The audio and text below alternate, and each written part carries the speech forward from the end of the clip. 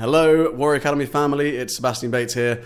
Today, I'm going to be sharing with you a podcast episode I did with someone called Elisabeth Valentine, who's got a fantastic podcast called Dare, Share, Create. This podcast, a conversation, was a really great deep dive into our Not a Victim program in particular, where we spoke about bullying and what parents can do to help develop a black belt resilience in their children. We spoke about what happened to the Warrior Academy during lockdown. How did we pivot online? How did we help our community online? We then spoke about cyberbullying and the effect of having an online reputation, even as a young person, and how to deal with negativity online and trolls. It was a really interesting conversation. I really hope that you enjoy it and gain some insights, especially around the topic of bullying. And make sure you check out Elisabeth's podcast, Dare, Share, and Create.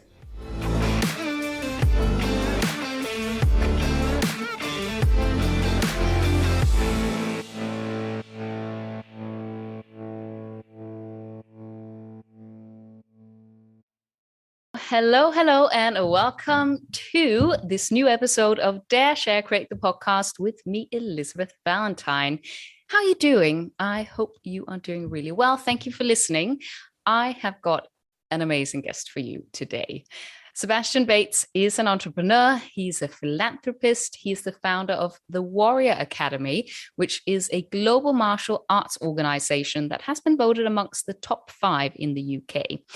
The Academy runs programs all over the world, and their clients include the royal family of the UAE.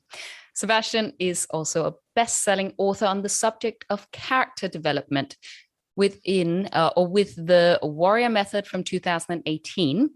And his podcast, the Warrior Academy podcast, was voted top 3 educational podcast in the world. So clearly he is doing something right.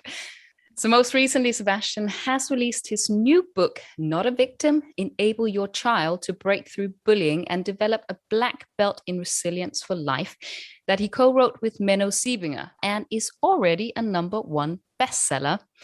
I met Sebastian through Jason Greystone, who you might remember from episode 4 in season 1. And I've sort of been following Sebastian and seeing how he has transformed and scaled his business throughout the pandemic, which has obviously been the most challenging experience we have ever had. And what I also love about Sebastian is his commitment to sharing massive value and creating such a positive impact in the world.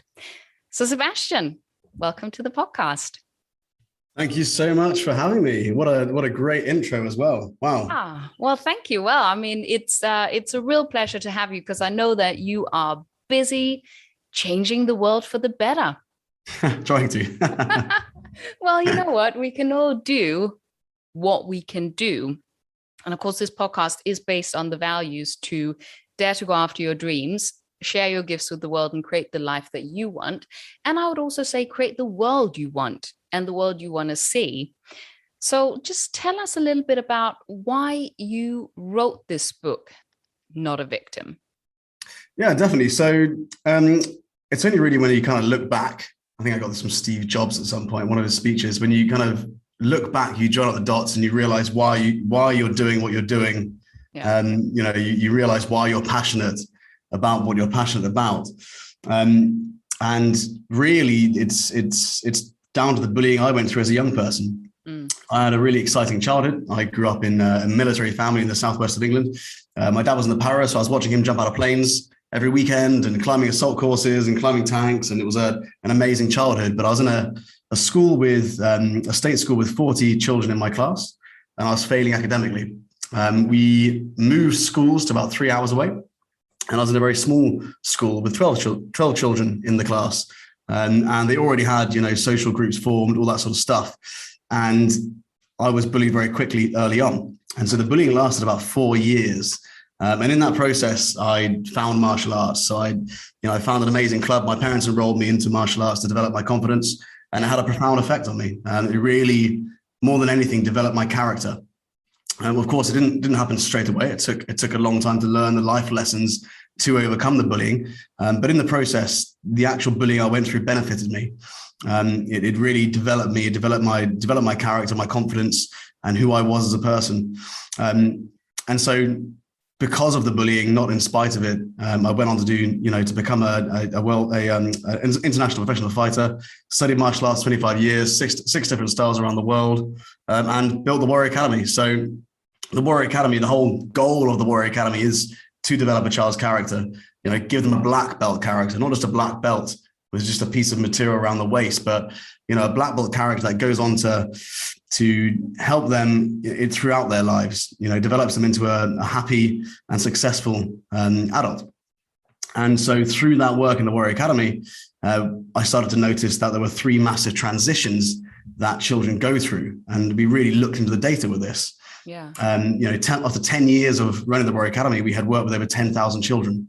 We had interviewed over 5,000 parents. And so we really understood the biggest challenges, the biggest problems that parents faced. Yeah. And it came down to the three big transitions that children go through: changing schools, adolescence, and bullying. And the interesting and fairly tragic thing about bullying is that it's got this ability to make or break a child's character. It influences every decision they make after that point. Yeah. And so, it's not just a case of their emotional well-being being disrupted. It's their physical environment changing, but also there's a psychosomatic response from what they're processing mentally to actually how their body responds. So they actually can get ill and, unwell from the bullying they go through. There's also an introspective element as well, where they look at themselves differently. They look at who they are as a person and understand their place in the world differently from that point. Yeah. So it's a transition and not a one-off event.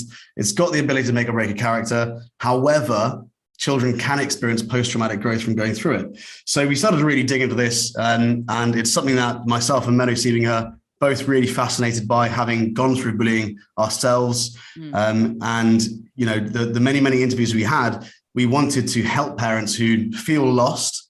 They don't know how to mentor their children through bullying. And there's an element of guilt or blame that parents have. They feel that they should have prevented it from happening in the first place, and they don't have a plan. So they're not confident in how to do it. They feel like they're exhausted. They've tried everything and nothing seems to work. So the whole point of Not a Victim was to give them the tools they needed, not to stop bullying from happening, because we feel that's impossible, but to prevent the cycle from repeating. Because the really tragic thing about bullying is that cycle repeats, from childhood to adolescence to adulthood, until we learn the lessons to overcome it. So that's exactly what we did. We spent 2 years writing the book, interviewing, editing.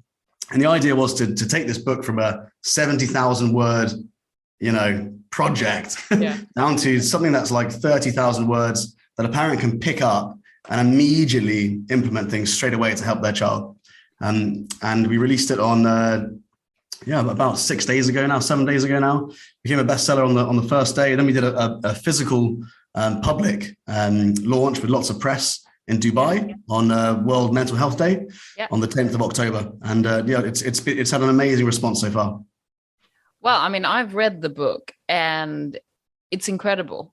And I think what I love about it is it's so unblamey, because, hey, shit happens. Let's call it spade a spade. These things happen. How can we actually arm ourselves with tools and techniques and something that's very practical? But I also love the fact that you're taking into account, okay, I don't have children yet, so I'm thinking, but I can imagine how I would feel if I think about my nieces, if they were being bullied, how I would feel, because it would bring up both, I want to protect them and my heart is bleeding for them, but also I think it brings up so much from your own childhood and from your own experiences. So then you feel all that perhaps grief and anger and sense of unfairness from your own experiences as well.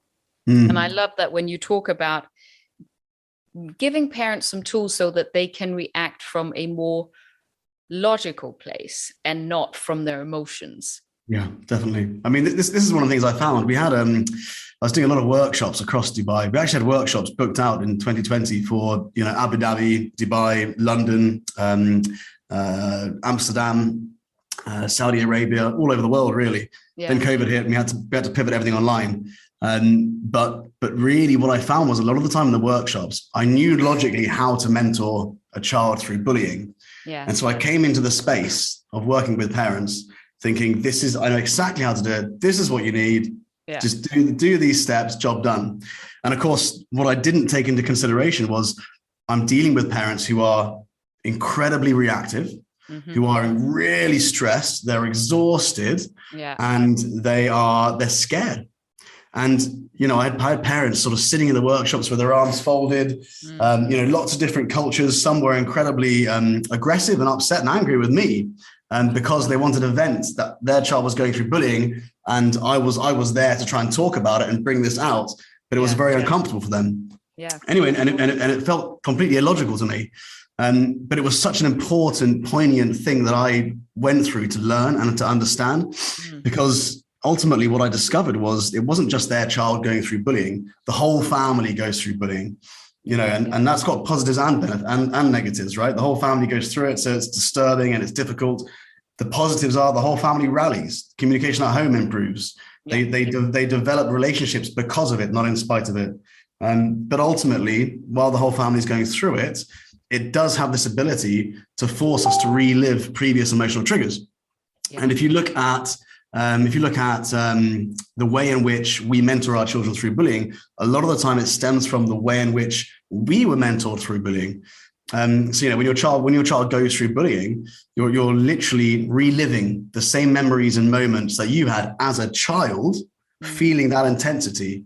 Yeah. And one of the things that I think we can do as adults is brush off bullying or teasing like it's something small. But really, when you look at the definition of trauma, it's a deeply disturbing or distressing experience. And from the age of 4 to 16, a child is not likely to have experienced trauma like bullying. It's likely to be the most traumatic experience they've gone through. They won't have seen friends or family lose their lives, or not all children would have gone through separation of parents. So really, it's bullying that has that massive impact. And it's understanding that as parents. It was interesting when we launched this on World Mental Health Day. One of the facts that I brought to the group who came to the book launch was 30% of depression in adult years stems from bullying in adolescence. Wow. And it's understanding that it's that the smallest of sparks creates that big fire. It's those small things that our children go through, which just have that incredibly damaging compounding effect. Or if they're mentored in the right way, the incredibly positive compounding effect. I mean, there's so much I could pick up on here, because I went through some experiences that were quite short. They were quite short-lived, but still it had massive effects on me. And I remember there was one time I was having some, like as an adult, I was coming up with some challenges, and I thought, right, I'm going to see a therapist to try and just dig into why this self-sabotage is happening or whatever. And I thought I had a very clear idea of what I was going to be talking about with this therapist. And all this stuff came out from my young teenage years. And in my head, I was like, oh my God, I thought I'd just let that go. But I realized what I did was I very much had a narrative in my head growing up. I was like, as soon as I'm 18, I am moving away. I want to be a star. That'll teach them. So actually, in a way, it spurred me on to really follow my dreams, which I think is what you're talking about, the positive things that can come from a negative experience. But I was also holding on to such a lot of stuff where I think, wow, I thought I had just gotten over it. But it does take some rewriting, and certainly reading your book, there's so much that came up. And there's especially one incident or one person from school where I was like, when I was reading your book, and I remembered we were talking about Princess Diana when she just died. So I was probably around sort of, I don't know, 12, 13, 14, something like that. And we were talking about it in school, and I'd been bullied a bit for being fat. I wasn't actually fat, but sometimes in my head, I still think I'm fat, because that was the thing that you can go, that's going to hurt you. You're fat. I wasn't fat. But anyway, I was a little bit chubby perhaps.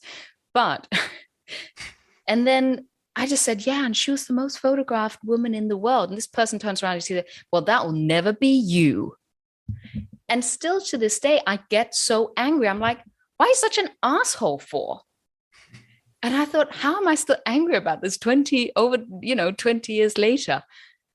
It's ridiculous. And then in the book, you start talking about how can you change your perception of, and it's such a little thing, but it really just made me think, that's so unfair. What a shitty comment.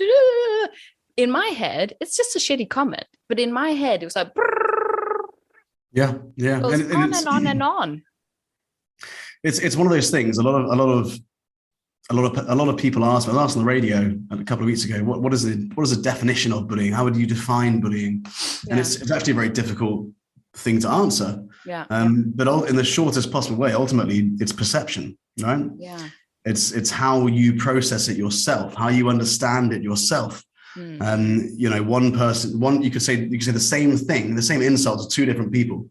Yeah. One person could just brush it off like whatever. The other person could really take it to heart, and it could change their life. Yeah. And that's what's really interesting. And what's important about that is, we can't control other people, because our child could go there, or we could go there as adults, wherever it is, a different community where we may experience bullying.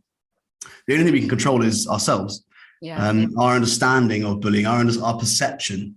And so our whole approach with Not a Victim is this very empowering approach. Yeah. But it takes a lot of courage, because ultimately we're saying to parents, unlike many other big bullying campaigns like Stomp Out Bullying, I think Bullying UK, and many schools, say this as well. They say we're a bully-free school.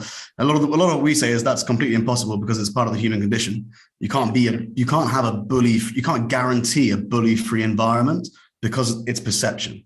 Yeah. Perception from both sides. And our whole approach is, look, while you can't change, the communities, you can change the communities, but you can't guarantee bully-free communities. So the only thing you can do is empower your child to understand, process, and deal with it ultimately on their own, because you can't be there to save them. In the same way, when you teach a young person to cross a road, they walk up to the pavement, they look for the zebra crossing, they look left and they look right, looking for danger. And then they cross it safely, right? Understanding that a driver could come down the road. Because that driver is driving a car coming down the road, and he could cause damage to your child, does that make the driver a bad person?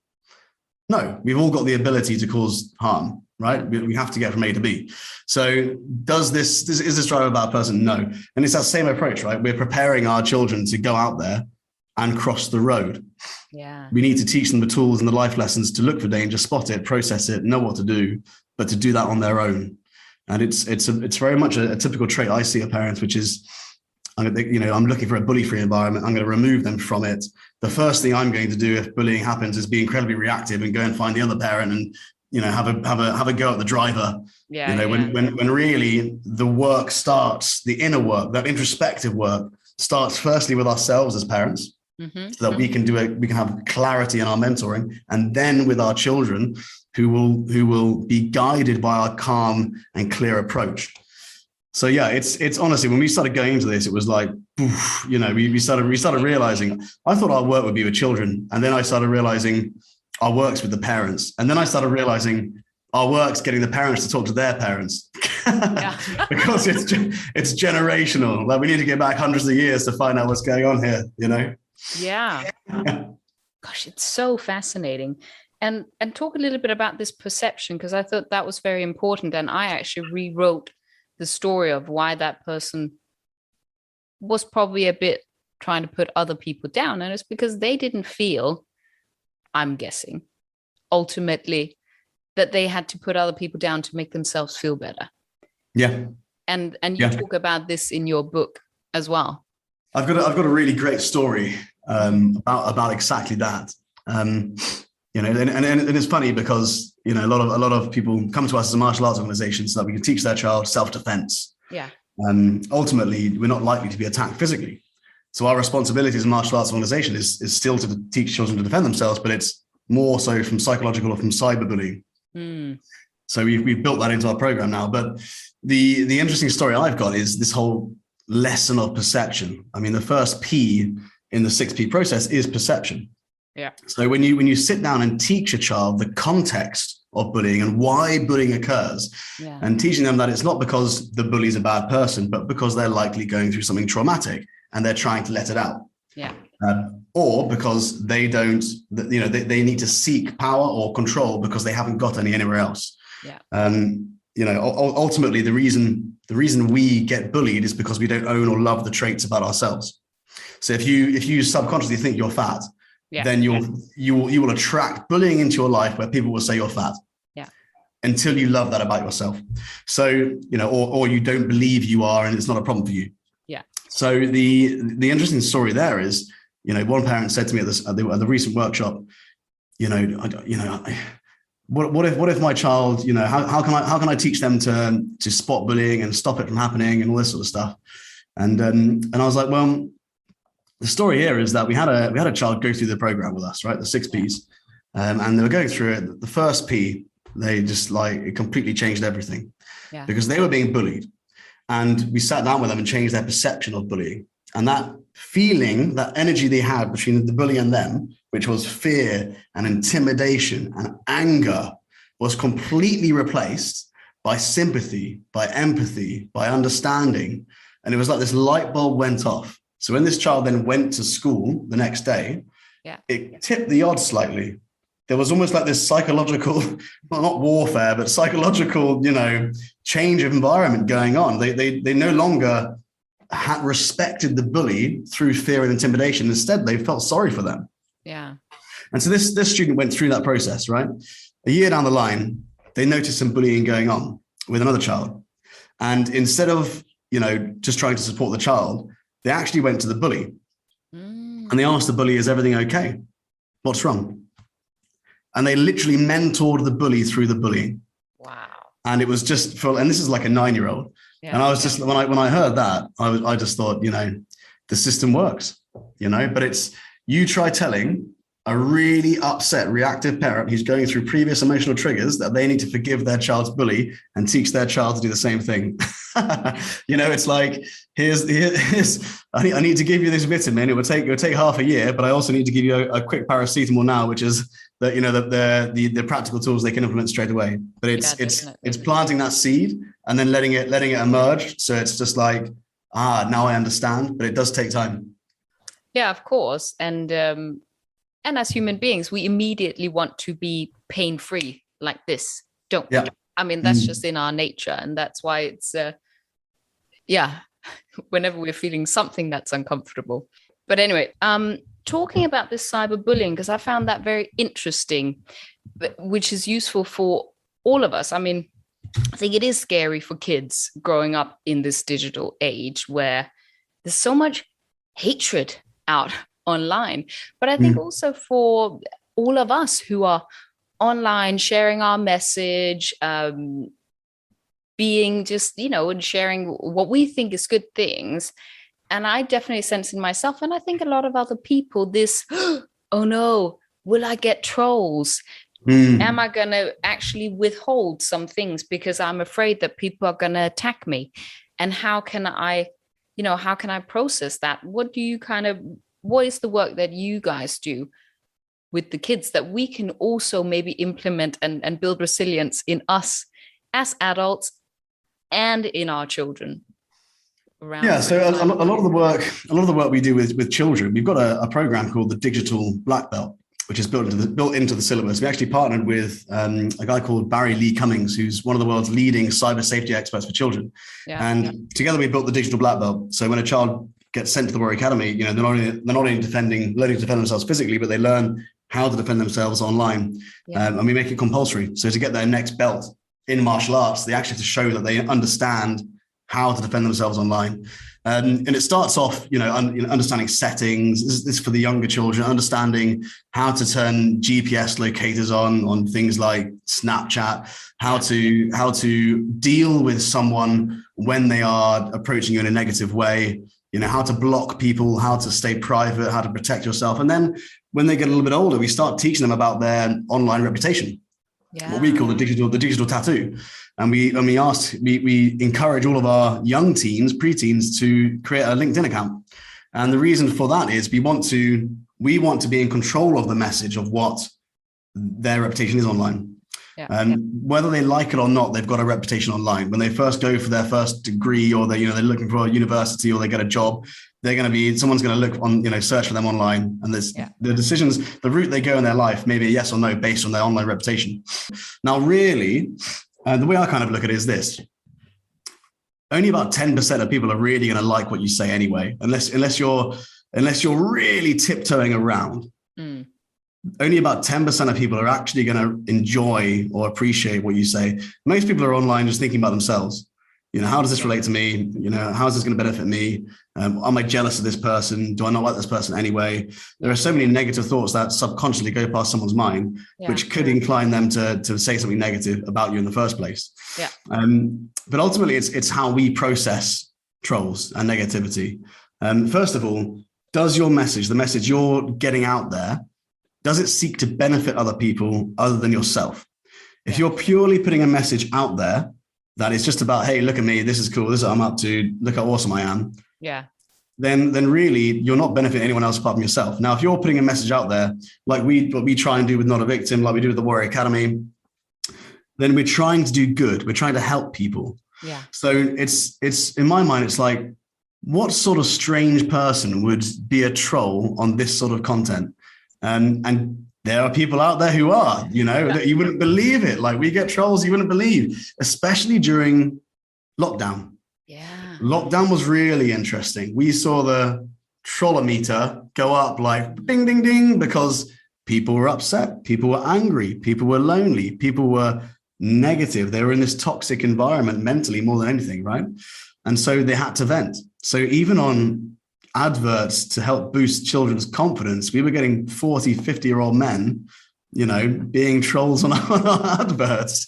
And it's one of those things where, for me personally, if it's on an advert, the best thing to do is not to engage. It's just delete and block and move on. And now the difficult thing I find with entrepreneurs is they take things personally. We do. And I do still. It's difficult not to. It's really difficult not to take things personally. But then again, we move back to perspective, to perception, to understanding where that's coming from. There's two types of trolls in my mind. One is someone who's just venting, pretty toxic person, and really they're not benefiting you. They just want to do damage. The other type of troll actually is there to benefit you. They're giving you some negative feedback that you can use to improve your product or service or your messaging. So it's about focusing your energy on the ones that can help you. Because ultimately, let's just say someone's giving you some negative energy, right? The perfect solution would be to say, it's going to turn this into something positive. Because you just neutralize the whole thing and benefit from it in the long run anyway. So it's identifying, are you dealing with troll A or troll B? And then if it's troll B, great, how can I use that? And then thanking them. If we ever get any negative feedback, we just thank them and say, hey, just so you know, I really appreciated your negative feedback there. We've now implemented these 3 things to improve our messaging, our product, or our service. If you've got any more feedback, feel free to send to me privately, not publicly. How I love that. And that's such a good, productive way of dealing with it, because of course we don't know our own blind spots. It's only when someone says something we go, oh, I hadn't thought about that, or I hadn't seen it from that perspective. Because of course, everything we do, we have to assume that we do it because we think, well, that's the obvious thing to do. So we are sort of rounding off. But before we go, something I ask all my wonderful guests is, what are 3 pieces of advice that you would give your younger self or a young loved one who comes and asks you, hey, Sebastian, what's the secret sauce to living such an extraordinary life? Really good question. I think if I was to draw back on my own experiences, then my answer would be, first of all, think big. And I know that sounds very generic, but ultimately, if we can imagine a bigger life for ourselves, we're more likely to achieve it. Not just for ourselves, but also for other people around us, our communities, or the planet itself. Think big. really expand your horizons on what you think is achievable. And there's lots of ways of doing that. Obviously, the environment you're in, the friends you make, what you read, all that sort of stuff. And the next thing I say is take risks. I think a lot of people, they avoid risks. They look for comfort. They seek comfort. Mm-hmm. Whereas I've always done the opposite. I've always looked at what makes me uncomfortable and done a lot more of it. And I feel like that's benefited me a lot. It's looking for things that have that ability to make or break your character, going after them. And ultimately, the only thing that's going to break your character during that is if you quit. So providing you just hold on. One of the things we say in the Warrior Academy is 4% more. If you just hold on for 4% longer, or just another 2 minutes, you'll find that you become the person who can achieve it. And your character is developed because of that, not in spite of it. Tell people where they can find you. Yeah, of course. So if you go to sebastianbates.com, pretty much everything there that you need to know about me is there. All contact details are there. Social media links are there. You can book a call with me. You can book a podcast with me. You can check out the books. You can check out any videos, and you can see all the links to the different businesses that I'm a part of. Yeah. I really hope you enjoyed today's Warrior Academy podcast episode. We're going to keep creating these episodes because I know that so many parents find them useful or get insights or get ideas about how to develop their child's character. But it all comes down to the 3 C's: confidence, conduct, and concentration. So if you want to get a deep insight into the levels of confidence your child has, the level of concentration they have, or the level of conduct they have, so that you can actually put a score next to it, and then work towards increasing those scores like we do in the Warrior Academy, then I'd love to invite you to fill in the Breakthrough Area Assessment. It takes about 5 minutes of your time, and you will get a personalized PDF report on your child's 3 C's. To access the Breakthrough Area Assessment and find out your child's 3 C's score, all you need to do is go to www.breakthrougharea.com.